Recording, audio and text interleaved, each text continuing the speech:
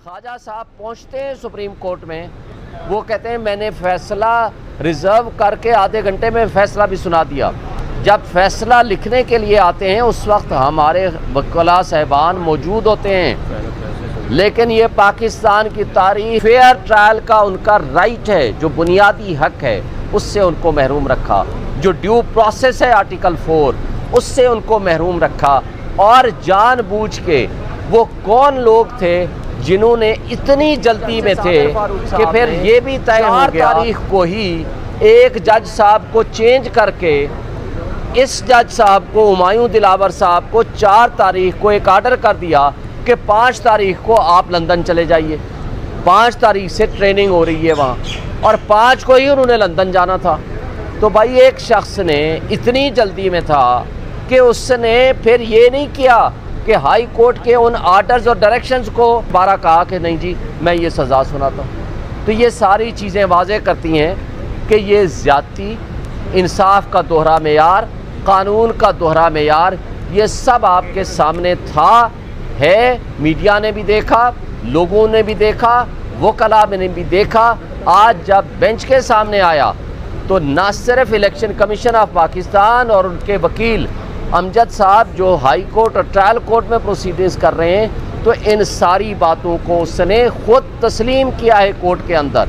तो हम समझते हैं कि इंशाअल्लाह उनके साथ इंसाफ होगा, और इंसाफ न सिर्फ हो बल्कि होता हुआ नज़र आना चाहिए। ये है सेटल प्रिंसिपल। लेकिन यहाँ इंसाफ का कत्ल न सिर्फ हुआ बल्कि इंसाफ का कत्ल होता हुआ नज़र आया हुमायूं दिलावर साहब से। हमने देखा ये 7 तारीख को हमने अपील फ़ाइल की, 8 तारीख को फ़िक्स हुई, और 8 तारीख को हमने बड़ा रिक्वेस्ट की ये सारे ग्राउंड्स लेके कि आप इस फैसले को सस्पेंड कर दें, सेंटेंस को सस्पेंड कर दें। लेकिन जज साहब ने कहा नहीं, मैं 2 से 3 दिन लगाऊंगा या 4 दिन में फ़िक्स हो जाएगी। लेकिन पूरे 17 दिन बाद जा कर के कल फ़िक्स हुई, और अब कल लगी हुई है सुबह मॉर्निंग में। और सुप्रीम कोर्ट ने कहा है मुनासिब है कि वो अपना फ़ैसला बता दें, कर दें, और जो फिर फ़ैसला आएगा उसकी रोशनी में कि जो हुमायूं दिलावर साहब का फ़ैसला था, जिसने एक दफ़ा मेंटेनेबिलिटी और नॉन मेंटेनेबिलिटी जुरिस्डिक्शन के क्वेश्चन को डिसाइड कर दिया, उसके ख़िलाफ़ हमने रिवीजन पिटिशन फ़ाइल की, और इस्लामाबाद हाई कोर्ट के चीफ जस्टिस साहब ने उसको कर दिया और उनको रिमांड कर दिया। रिमांड आर्डर के ख़िलाफ़ हम सुप्रीम कोर्ट में आ गए, और ऑनरेबल सुप्रीम कोर्ट ने ये हुक्म दिया कि जनाब आप जो इस्लामाबाद हाई कोर्ट का आर्डर है वो उसके मुताबिक जा कर के वहाँ जो आपकी पटिशन्स पेंडिंग हैं उनको जा कर के डिसाइड कराइए। इस दौरान दूसरी मरतबा एडिशनल डिस्ट्रिक्ट सेशन जज हुमायूं दिलावर साहब ने हमारी दरख्वास्त खारिज कर दी। उसके बाद हम दोबारा क्रिमिनल रिवीजन ले कर के हाई कोर्ट में चले गए, डिसाइड कर दिया। हाई कोर्ट ने दोबारा भेज दिया उसी जज साहब के पास कि आप दोबारा इसको सुन के केस को डिसाइड करें। अब जो जज साहब जिसके बारे में हमने बारहा शिकायत भी की, ट्रांसफ़र एप्लीकेशंस भी दी, उसके मुतासिब होने का भी कहा, उन्होंने पहला काम ये किया कि वो जो हाई कोर्ट की डायरेक्शंस थी या सुप्रीम कोर्ट की डायरेक्शंस थी उनको फॉलो नहीं किया। दूसरा गलत काम ये किया कि 1 तारीख को हमने अपनी स्टेटमेंट इमरान खान साहब ने जमा कराई 342 की। उसके अंदर उसने वाज़े तौर पर कहा कि मैं अपने गवाहान पेश करना चाहता हूं, और गवाहान पेश करने की दरख्वास्त के लिए और लिस्ट ऑफ विटनेसेस देने के लिए 2 तारीख मुकर्रर हुई। 2 तारीख को 12 बजे हमने लिस्ट ऑफ विटनेसेस दे दी, और उस लिस्ट ऑफ विटनेसेस के मुताबिक 12 साढ़े 12 के दरमियान उन्होंने कहा कि 1:30 बजे अपने गवाहान को ले आइए।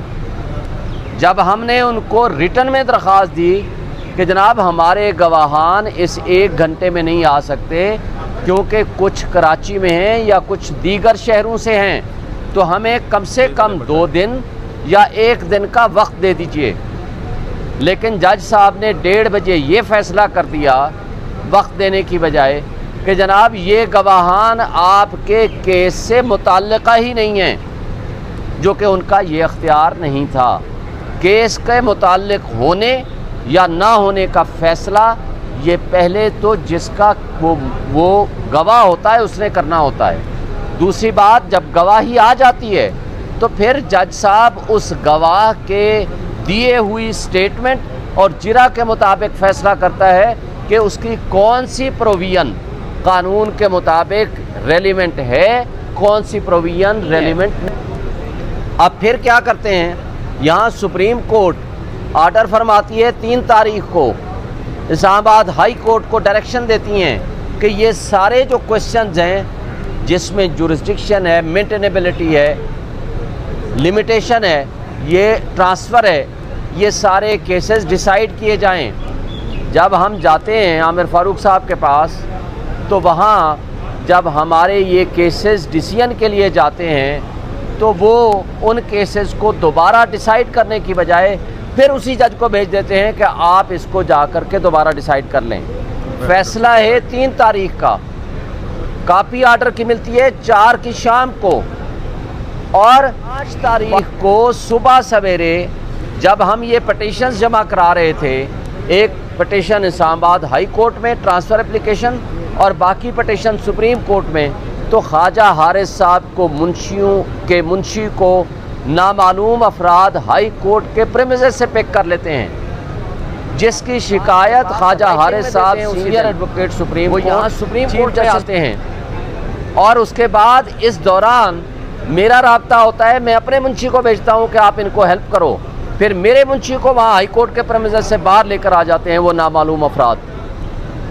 फिर उसके बाद जब इस सारी सूरत हाल से फारिग होके